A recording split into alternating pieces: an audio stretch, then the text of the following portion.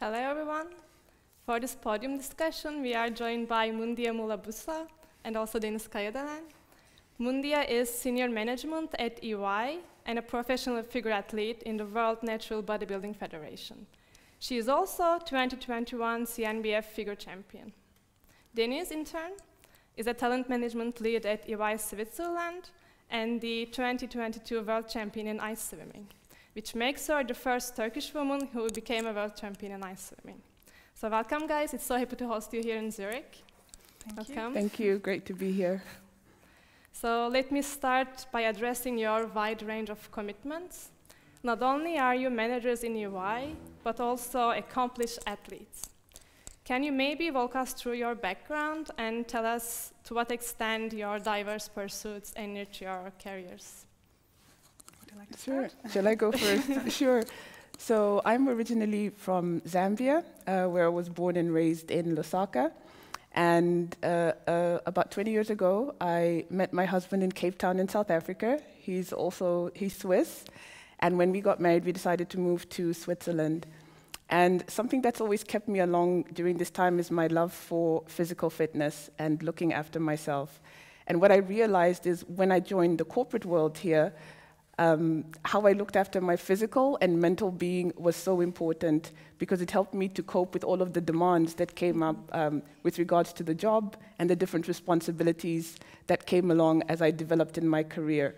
So definitely my love for that physical and mental well-being has definitely enhanced my professional career as well.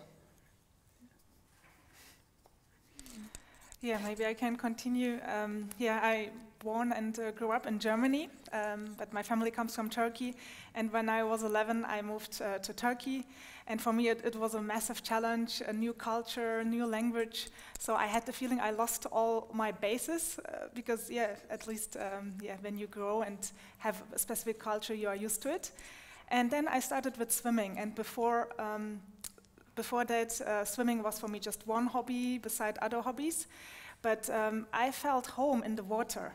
And it gave me so much strength. And I felt that the more I swim, the more I achieve there something. It helps me to deal with challenges, to adapt myself better into the Turkish new culture. And that became my passion at the end. It was hard beside the school and then beside the work to continue. But I felt that mental health and the balance is so important. And the more I felt comfortable in the water, the more I felt comfortable in new challenging situations also outside the water. And so when I started with consulting, my first boss said, if you would like to become a real consultant, you can forget sport. You need to just work hard and you can't even sleep in the hardcore business consulting life. And then it was for me a massive breakthrough moment because then I decided to say, I would like to be a consultant, but I would like to still be an athlete. And I would like to prove it myself and to other people that you can still follow your passion even if you are successful in your consulting or in business world. So being successful in sports also brought this aspect of believing in yourself, believing in your own capabilities and abilities with it. Can we say that? Absolutely. And because I think as human beings, we're multidimensional, right? We're only just one thing. And sometimes when we attach ourselves typically to one identity, we kind of don't get the benefits of all the other things that we are capable of. So exploring your different dimensions and what it is that you feel that you're good at and that you want to pursue is definitely going to enrich your life overall. So everything connects, right? Nothing you do is in vain and just stays in that one aspect of your life. Absolutely. For our second question, I would like to address women's issues a bit. I'd like to ask what are the specific challenges women face in management, in consulting, but also in sports? And what do you think can help these women achieve their full potential despite all of these challenges? Because even you mentioned that your first boss told you that you can't do that, you can't do both of them, but you decided somehow that you can actually. Yeah. And tell you the truth, so the challenge starts also with your family. So everyone has a different expectation on you. So I think not just a man or woman, but as human being, you have so many different roles. And especially when you are a woman, of course, your family also expects that you become a mother, you become your own family. And I think, Mundia, you are a great example. You are already a mother, you have your business and everything. And for me, in my case, I had massive issues with my mom, for example. When I became 30, she was frustrated that I still don't have my family, I still don't have any kid plans. And even now, she said to me this summer, "Oh, I don't care about your world championships and your swimming. So when you come with a real story, so the neighbors would like to hear that you have now kids plan and when is your marriage?" And for me, it was so a massive moment where I thought, okay, so everyone has different expectations and you need to be, stand to yourself, to your own passion and believe that everything comes in the right moment, in the right stage. Otherwise, you become lost if you would like to answer all the expectations. And so I think we all, as a woman, but also as a human being, need to stand for our passion, for ourselves, what is important for us. And if we are in our authentic self, everything will flow in the right time. And then the family or other things, what is important for us, will come automatically. If we just can stop thinking about what others think, what the neighbors think, and start helping ourselves and then helping others. Yeah, and maybe just to add on to what Denise said, so I will answer the second part of your question first. You said, what can we do to overcome these challenges? So I think, first of all, knowing what it is that you want is very key, because if you don't know what it is that you want, it's difficult to get the help that you need to get there. So firstly, knowing what it is that you want and what are your values, what do you stand for? What are the things that kind of guide the way you navigate through this earth and go about your tasks and your responsibilities and things like that? Because we are going to face challenges, I believe, on two levels. So the first level is internally. So facing your own inner critic and the doubt and limitations that you put on yourself, first of all.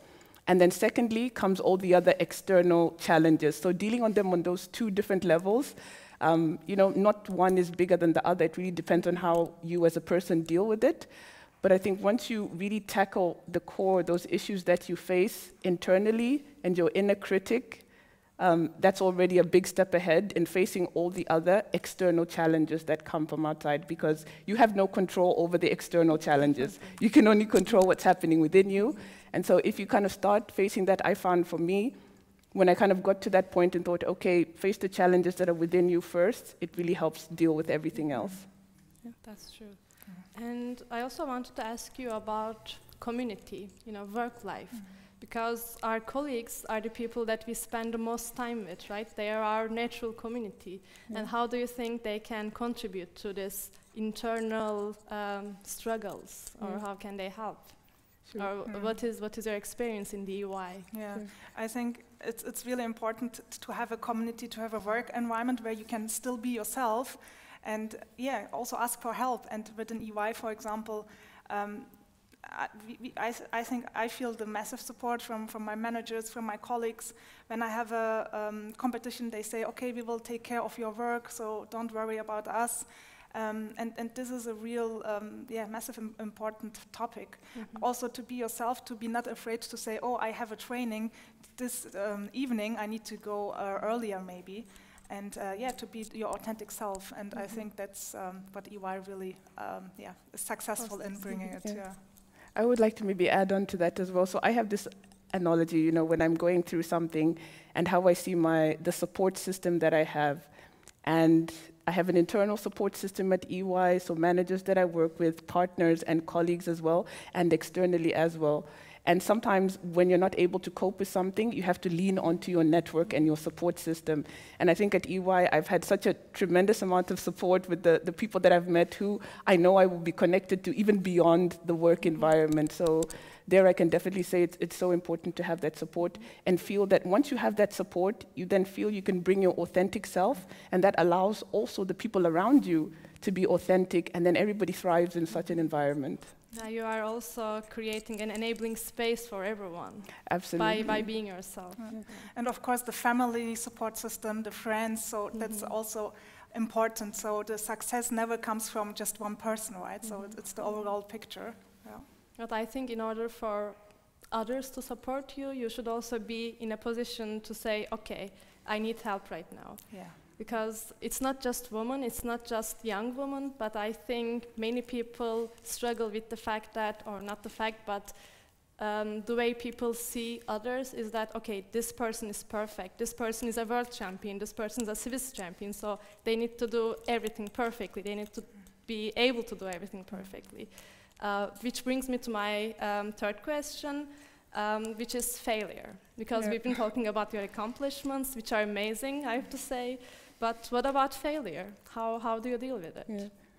I'll be glad to go first on this one, because failure is definitely part of the journey when you're going towards any success. So even when you embark on something, you have to think about the possible outcomes. Not everything always goes according to plan or in the trajectory in which you think it will, and you also need to have a plan B and realize even before you start off that failure is actually, or non-successes, I also like to call them that, it's part of the journey.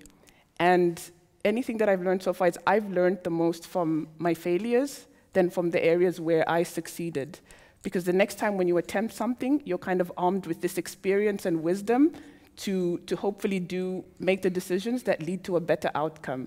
Mm-hmm. So that's one thing personally. And then, of course, once again, the support system. So I would tell a little story. For example, when you see a boxing match going on and the two opponents are going head-to-head and the round is over, and typically, you know, they go into the corner and they sit down and they have their arms up, and there's a whole team of people that swarm around them, and one is, you know, dabbing the sweat off the forehead, one is grabbing the mouth guard, and the coach is also whispering things into your ear to kind of get you going. And for me, when I feel that, for example, I failed and I'm not able to get myself out of that place, I rely on my support system. And it's like, I call it my corner team.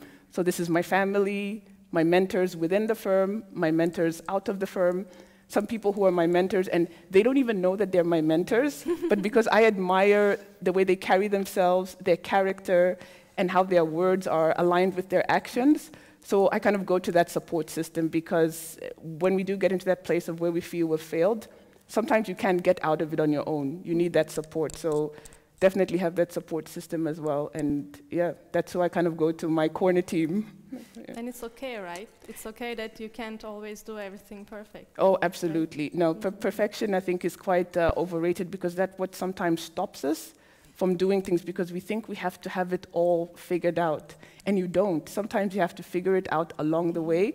You just have to be brave enough to take the next step. And sometimes when you don't believe in yourself, you need other people to believe in you. Yeah, helps, definitely.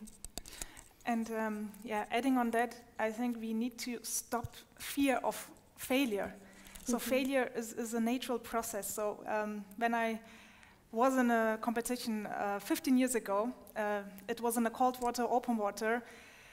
After 40 minutes, I became hypothermia. I lost my mind, and I even didn't feel that I lost my mind, of course, and then I ended up in a hospital. And cold water became a fear. But always my dream was to cross the English Channel, to do much more in the open water space. And then I decided I'm more than my fear. We are all more than our fears. And I started to use the fear as an orientation point for my growth process. So every fear shows us where we can go out of our comfort zone and grow and have one step more.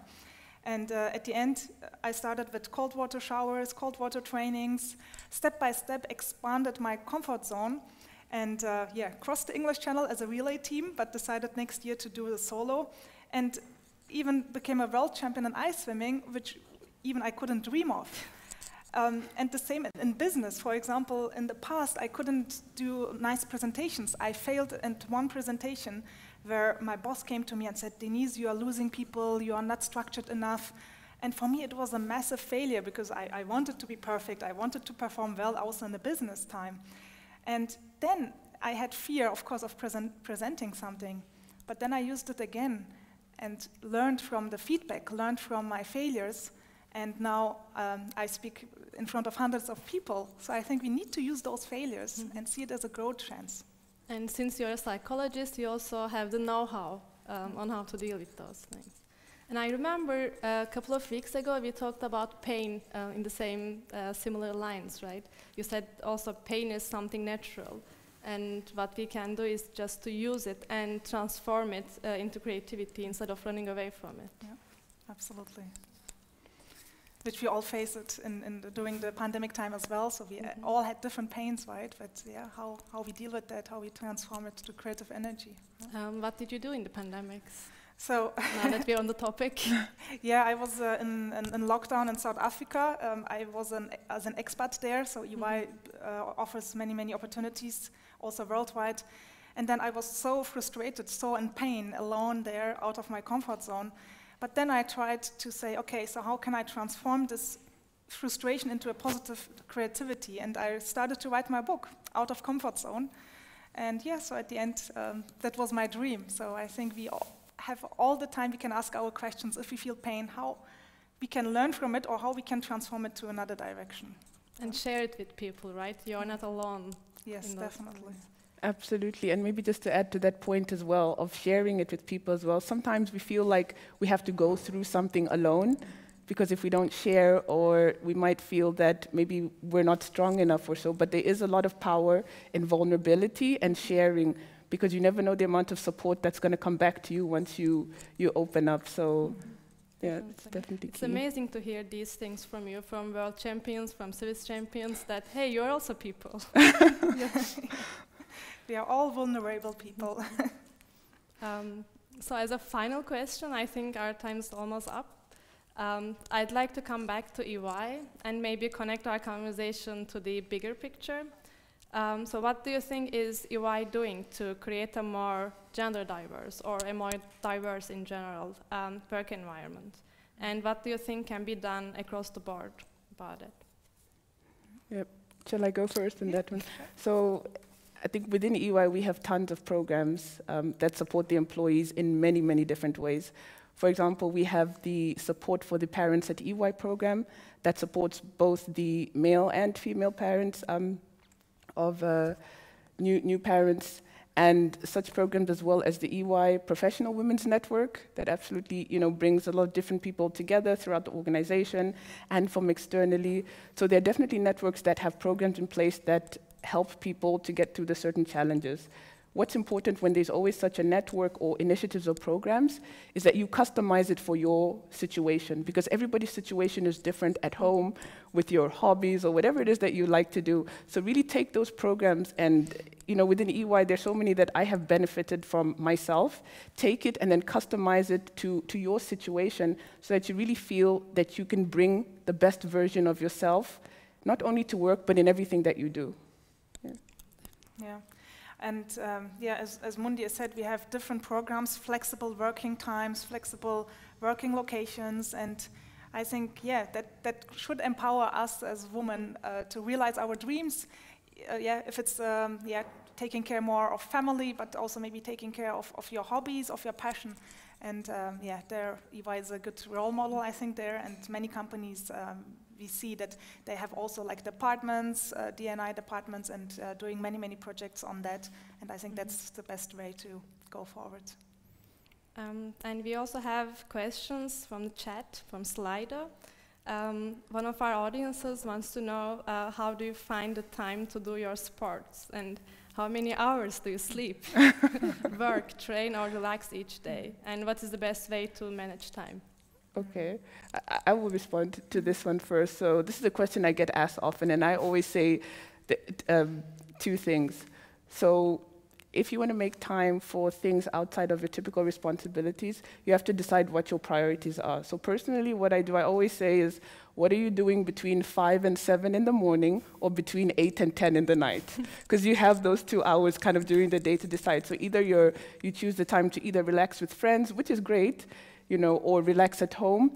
But for example, if you can make time just 2 days or 3 days out of the week for that, you can prioritize that. And also on the weekend as well, depending if you have a job where you have to work on the weekend or shift work, but really prioritize your own physical and mental well-being. Because when you take part in some kind of sport activity, you're not only making yourself improve in some way, you're also being able to show up better for the people around you. Because physically, you will feel good. And mentally, you'll feel good, because doing some kind of physical activity has that physiological impact on your body. You feel good, the endorphins are flowing, you feel great, you feel like you can do anything, basically. And so really just take the time for that, and it doesn't need to be hours in a day, even 30 minutes, even 10 minutes if you only have 10 minutes to do it, and you will definitely feel the benefit. So make it a priority. Yeah, I think it should be like sleeping, like eating, doing sports. So it's for me like this. So if I don't eat, sleep, and don't train, then I'm not in balance. So as Mundia said, half an hour a day is even enough if you do it really in a disciplined way. And the regeneration time is also, of course, important. So sleeping and having time for yourself. Okay, we don't have any other questions. So I'll just close. Thank you so much for joining us, for sharing your experience, your insights, and motivating us to be a better version of ourselves, to be the authentic versions of ourselves.